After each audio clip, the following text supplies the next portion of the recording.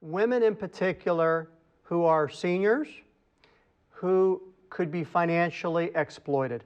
I want you to share with us about how that can happen, why it's a big concern, and maybe what to do with it. So Don, if you'd like to start. Well, it's a big concern for everyone, but because women typically live longer than men, and many times it's the man in a couple, if it's a man in a couple, woman who is running the finances for some reason.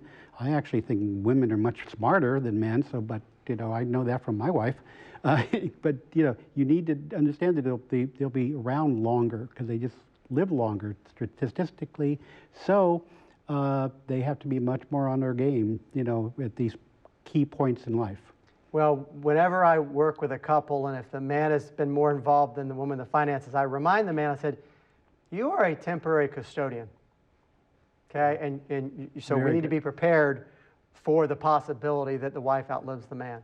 So what about women who live alone? Let's go to that, Bob. Well, the statistics on this are just astounding, that the fastest growing group of Americans are people over the age of 85, 50% of whom are women living alone, either in their own homes or in a nursing home or an assisted living facility, congregate care somehow, but they are alone.